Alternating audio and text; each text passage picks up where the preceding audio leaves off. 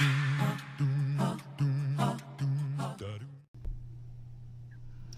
you guys, we're going to do a law of conservation of matter video. Another name for that is law of conservation of mass, and the definition is mass cannot be created or destroyed. So we're going to cover just a little bit of information about chemical equations so that we can apply this law. So when we talk about reactants in a chemical reaction, we're talking about the ones on the left side, the ones we start with.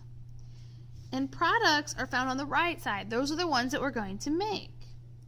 And one more note, if you ever see where it says you have excess of something, just remember that that just means that we have a bunch of it and we're not going to use it all up. Okay, so what kind of equation can we use with these problems? You can say that the total mass of the reactants is equal to the total mass of the products. And what I'm going to do for you in these examples is I'll write out what it says in the problem. In this problem, you have oxygen plus hydrogen, and that's going to make water. We start with 16 grams of oxygen and 2 grams of hydrogen. And if these have to be equal, that means that I'm going to make 18 grams of water. That could also work when we have extra of something. So in this case, we have oxygen and hydrogen and we're making water, but we have some oxygen left over.